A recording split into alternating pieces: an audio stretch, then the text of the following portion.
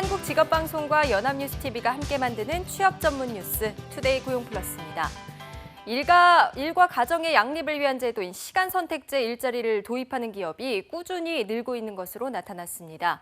정부는 근로자 만족도도 높다고 보고 시간선택제 확산에 지속적으로 노력할 방침입니다. 박상돈 기자입니다.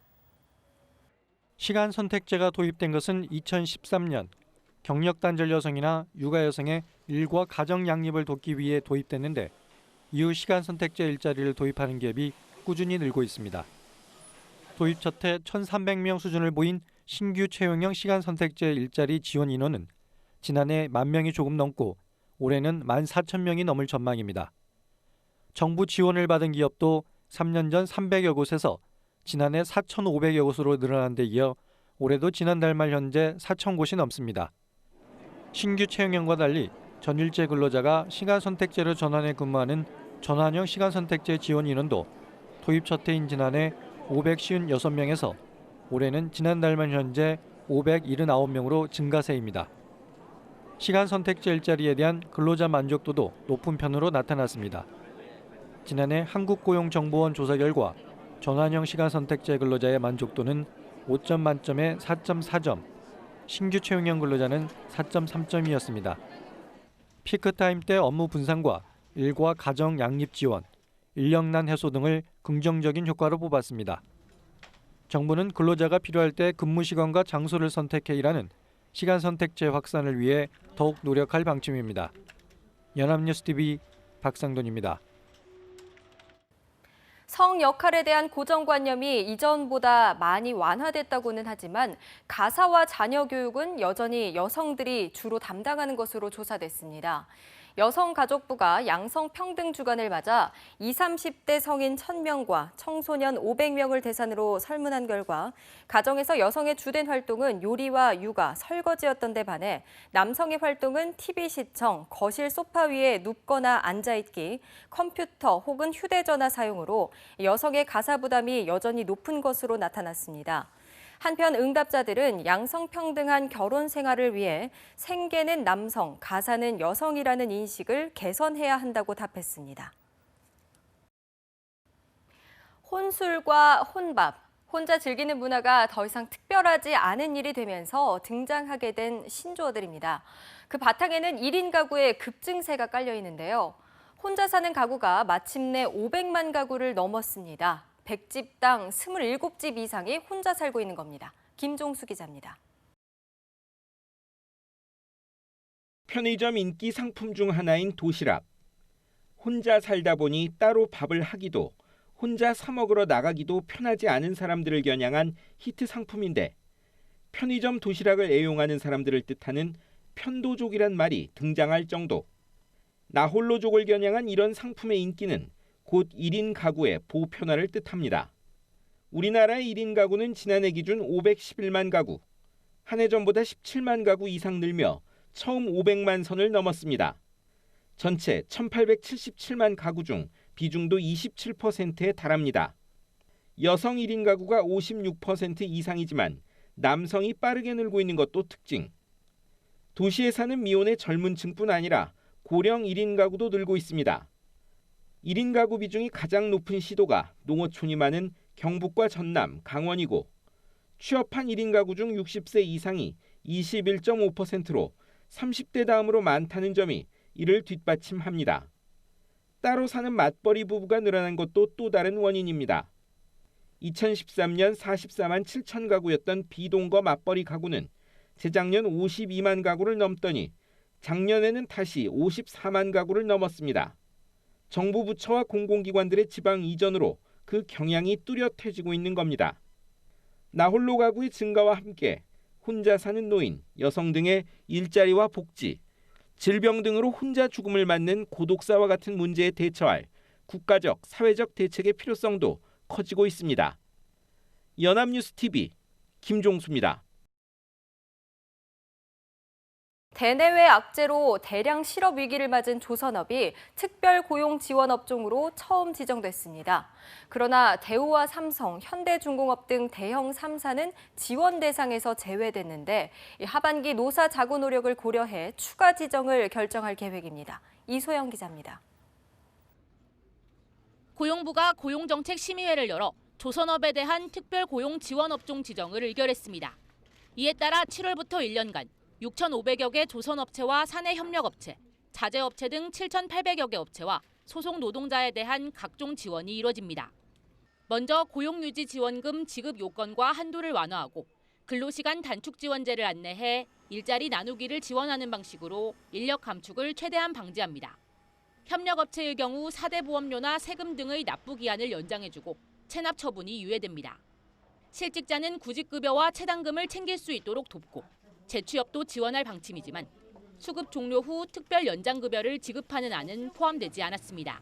또 지원이 효과적으로 이뤄질 수 있도록 울산과 거제 등의 조선업 희망센터가 설치되며 위기 지역을 산업조정 촉진 지역으로 지정하는 제도 마련도 검토하고 있습니다. 다만 이번 1차 지정에서 대우조선해양과 삼성중공업, 현대중공업 계열사 등 대형 3사는 제외됩니다. 고용부는 3사의 경우 상대적으로 경영 상황이 양호해 이같이 결정했다면서도 노사의 자구 노력이 담보된다면 하반기에 추가로 지정할 수 있다고 덧붙였습니다. 양대 노총은 기자회견을 열고 정부가 경제 위기의 책임을 노동자에게 전가하고 있다며 인력 감축 시 구조조정을 중단하고 집행 과정에서 노동계의 의견을 반영할 것을 촉구했습니다. 연합뉴스 TV 이소영입니다. 남상태 전 대우조선해양 사장이 당시 민유성 전 산업은행장의 지인이 운영한 것으로 알려진 홍보대행사에 부당하게 일감을 몰아준 정황이 포착돼 검찰이 수사에 나섰습니다. 검찰 부패범죄특별수사단은 최근 남 전 사장의 재임 기간에 대우조선의 홍보 업무 등을 담당한 임직원을 소환 조사했습니다. 검찰은 이들을 상대로 대우조선이 2008년 홍보대행사 A사와 3년간 20억 원이라는 거액의 홍보대행 계약을 체결한 경위 등을 추궁한 것으로 전해졌습니다. 검찰은 남 전 사장이 연임을 위해 당시 산업은행장과 친분이 있는 A사에 특혜성 거래를 지시했을 가능성을 확인하고 있습니다.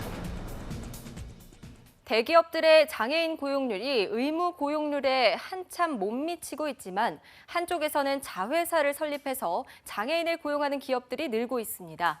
장애인들도 안정적인 일자리를 구할 수 있는 좋은 기회로 받아들이고 있습니다. 정윤덕 기자입니다. 세탁기가 바쁘게 도는 만큼 일손도 쉴 틈이 없습니다. 빨랫감을 세탁기에 넣고 말끔하게 정리해 배달하기까지 모두 장애인들의 손을 거쳐야 합니다. 한 대기업에서 근로자 7,500명의 작업복을 세탁해주는 자회사 형태의 장애인 일터가 문을 열었습니다. 평가를 통해 정규직 전환도 가능하기에 장애인들은 희망에 부풀어 있습니다. 안정적인 직장에 일해서 좋습니다. 더 많은 친구들 일하고 싶습니다. 그 전에 다니던 직장은 어땠어요? 얻기도 좋았는데 딱 2년째여가지고 그게 좀 아쉬웠어요. 이 기업의 다른 사업장에서는 현장 근로자들에게 간식으로 제공될 빵도 맛나게 구워지고 있습니다. 역시 웬만한 작업은 장애인들의 목. 다소 숙련도는 떨어지지만 직장인이라는 자부심을 갖고 열심히 하고 있습니다. 웬만한 일은 믿고 맡길 수 있을 정도로 지금 수준이 올라와 있습니다. 이렇게 장애인들의 자립을 돕는 자회사형 장애인 표준사업장은 전국에 45곳. 하지만 30대 대기업의 장애인 고용률이 의무 고용률인 2.7%를 한참 밑도는 1.9% 수준에 그칠 정도로 대기업 참여가 낮아 크게 활성화되지는 못하고 있습니다. 이 같은 상황을 타개하기 위해 정부는 자회사형 장애인 일터를 설립하는 기업에 총 투자금의 75%까지 지원하며 장애인 고용 확대를 유도하고 있습니다. 연합뉴스TV 정윤덕입니다. 근로이사제는 경영이사진에 근로자를 포함시켜 경영 감시를 강화하고 상생을 꾀하는 제도인데요. 우리나라에서는 서울시가 공사와 공단을 대상으로 첫 실험에 나서 주목받고 있습니다. 조례 제출을 앞두고 이뤄진 첫 공청회에서는 다양한 의견이 오갔습니다. 이소영 기자입니다. 노동자 대표가 기업 이사로서 경영 의사결정 과정에 참여해 기업 운영을 감시하는 근로자 이사제는 독일 등 유럽에는 보편화돼 있지만 우리에게는 다소 낯선 제도입니다. 서울시는 지난 2014년부터 최초로 공공기관에 이 제도를 도입하는 시도를 해 주목받아 왔는데 최근 그 초안이 모습을 드러냈습니다. 서울형 근로이사제 모델은 노동자가 30명 이상인 15개 기관에 각 1명에서 2명의 노동자 이사를 두는 형태. 공개 모집을 거쳐 임명되며 3년 임기로 활동하고 임기 중에는 노동조합에 속할 수 없습니다. 처음으로 열린 공청회에서는 근로자 이사제가 가진 의의와 발전 방향에 대한 설명이 이어졌습니다. 노동자 이사등 경영참여를 통해서 이중 감시가 된다면 부패 없고 공정한 직장이 됩니다. 그러면 당연히 내부 직원들은 직장을 자기 평생 직장으로 사랑하게 되고 더 기업은 효율적으로 발전하게 됩니다. 그러나 하위법인 조례로 공기업 지배구조를 규정하는 것이 부적절하다는 지적과 함께 경영자의 재산권 침해 우려도 나왔습니다. 주체가 되었고 시발점이 되었던 나라의 기업들조차도 효율성에 대한 문제를 제기를 하고 있습니다. 단기적이고 인기 영합적이고 책임 회피적이고 이런 식의 도입은 곤란하다는 겁니다. 하지만 이날 공청회는 토론자 1명을 제외하고는 찬성 측으로만 구성돼 다양한 의견을 담아내지 못했다는 지적이 나오기도 했습니다. 시는 의견 수렴 과정을 거쳐 보완안을 마련해 오는 8월까지 시의회에 제출한다는 계획입니다. 연합뉴스TV 이소영입니다. 서울시가 7월 4일부터 15일까지 청년활동 지원 사업, 이른바 청년수당 대상자 3,000명을 모집합니다. 서울시는 보건복지부와 최종 합의에 실패했지만 협의 정신을 존중해 복지부와 논의 과정에서 나온 수정 합의안과 구두 합의를 바탕으로 사업을 한다고 밝혔습니다. 또 애초 협의대로 대상자 선정 시 복지부와 공동평가 등 협력 가능성을 열어두고 사업을 추진하겠다고 설명했습니다. 청년수당은 주민등록 기준으로 서울에 1년 이상 거주한 만 19세에서 29세 가운데 주 근무 시간 30시간 미만인 청년이면 신청할 수 있습니다. 금이 올해 최고의 재테크 상품으로 등극했습니다. 한국거래소의 KRX 금시장에서 금 가격은 어제 기준 1g당 49,100원으로 지난해 말보다 20.73% 상승했습니다. 금융상품 중 안전자산으로 분류되는 채권도 KRX 채권지수가 작년 말보다 3.46% 상승해 비교적 높은 수익을 올렸습니다. 이에 비해 주식은 마이너스 수익률을 내고 있고 부동산은 지역별로 편차가 크지만 대체로 주식과 채권의 중간 수준에 해당하는 것으로 분석됐습니다. 영국의 유럽연합 탈퇴 여파로 환율이 하루가 다르게 급변하면서 여름 휴가자와 직구족들이 고민에 빠졌습니다. 불과 수일 차이로 이득을 보거나 손해를 보기도 하는 만큼 눈치 보기가 치열합니다. 김동욱 기자입니다. 여름 휴가로 해외여행을 계획했던 사람들은 고민에 빠졌습니다. 브렉시트 여파로 세계 각국의 환율이 널뛰기를 하면서 휴가 비용이 달라질 수 있기 때문입니다. 원래라면 외국으로 가려고 했었는데 지금은 일단 국내로 갈까 이 생각도 하고 있고 싸게. 그래서 지금 한번 상황을 보고 다시 한번 결정을 내려고 하고 있어요. 하지만 여행업계는 여름철 성수기 예약이 거의 끝난 만큼 브렉시트에 따른 후폭풍이 그리 크지는 않다는 설명입니다. 취소 수수료 부담이 더 클 수 있어 취소하는 고객이 많지 않기 때문입니다. 목적지가 정해졌다면 그 다음 걱정거리는 환전입니다. 하루 이틀 사이에도 환전 시 필요한 원화가 몇만 원씩 오르내리기 때문에 통화에 따라 환전 시기를 잘 선택해야 합니다. 최근 브렉시트의 영향으로 오를 가능성 있는 통화는 미리 매입을 하시는 게 좋을 것 같고요. 그다음에 내릴 가능성 있는 통화는 분할해가지고 매입 매도를 하시는 게 좋을 것 같습니다. 또 장소별로 환전 수수료도 천차만별이기 때문에 조금이라도 저렴한 환전소를 찾거나 수수료를 깎아주는 앱 등을 활용하는 것도 방법입니다. 직구족들 역시 실시간으로 변하는 환율에 민감한 모습인데 해외 사이트에서 직구를 할 경우 결제 금액은 카드 결제 시점의 환율로 적용됩니다. 연합뉴스TV 김동욱입니다.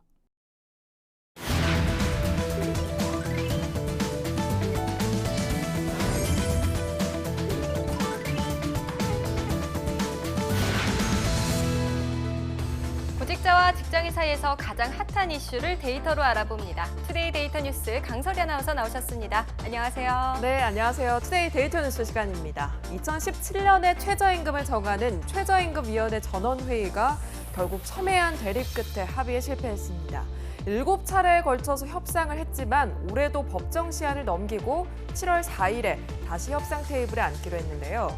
근로자는 물론 사업주에게도 초미의 관심 쌓일 수밖에 없는 이 최저임금. 그래서 오늘 준비한 데이터 뉴스는 총성 없는 전쟁, 최저임금 10,000원 대 6,030원입니다. 노사의 최초 요구한 격차가 크지만 그러나 반드시 오늘 의결을 통해 가지고 또 이 최저임금을 관심을 많이 두고 있는 국민들에게 제때 이 최저임금 결정을 할 수 있도록. 최저임금위원회의 법정 시한 내 마지막 공식 회의는 결국 합의안을 도출하지 못한 채 종료됐습니다.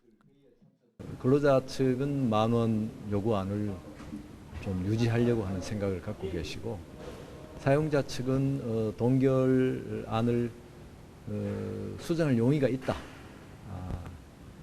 뭐 그런 정도의 수준까지 진전이 되어 있는 상태입니다. 최저임금안 제출이 법정 시한을 넘긴 것은 하루 이틀 일이 아닌 만큼 이번 협상도 순탄치는 않아 보입니다. 지난해의 경우 10,000원안과 5,580원안이 격렬히 대립하며 결국 사측 위원 일부가 퇴장한 가운데 결정됐고 2014년과 2012년의 최저임금 역시 제출 시한을 지키지 못했습니다. 노사 간 합의 역시 쉽지 않아 최근 4년간은 절충점인 공익위원 측 안이 마지막에야 의결됐고 2012년에는 노동자위원 측이 기권한 가운데 사측의 최종안이 표결에 붙여지기도 했습니다. 다음 회의는 다음 주 월요일부터 예정돼 있는 상황. 위원회는 다음 달 6일까지 합의안을 도출하는 것을 목표로 하고 있습니다. 연합뉴스 TV 이소영입니다. 네, 올해는 특히 최저임금 인상폭이 클 거라는 기대가 있었죠. 지난 4.13 총선 때 각 당에서 경쟁적으로 내놓은 9,000원, 10,000원 공약들이 기대를 더 키운 것 같은데요. 네, 그렇습니다. 지난 4월 총선 때 최저임금은 중요 공약 중에 하나였죠. 새누리당은 20대 임기 중에 8,000원에서 9,000원으로 인상, 더불어민주당은 2020년까지 10,000원, 정의당은 2019년까지 최저임금 10,000원 공약을 내놨습니다. 이 공약이 지켜지려면 올해 최소 2자릿수의 인상이 필요한데요. 아직 정치권의 적극적인 움직임은 보이지 않고 이 노동계와 경영계만 첨예하게 대립을 하고 있습니다. 네, 이 최저임금 인상 요구는 우리나라만의 문제가 아닐 테죠. 최근 세계적으로도 최저임금 인상 바람이 불고 있다고 하던데 이건 어떤 얘기인가요? 네, 이 요즘 세계 각국의 최저임금 인상 움직임이 심상치가 않습니다. 네. 미국 캘리포니아주는 현재 $10인 시간당 최저임금을 2022년까지 $15, 우리나라 돈으로 하면 한 17,000원 정도로 인상하기로 했는데요. 이는 미국 연방정부가 정한 최저임금 $7.25의 2배가 넘는 금액입니다.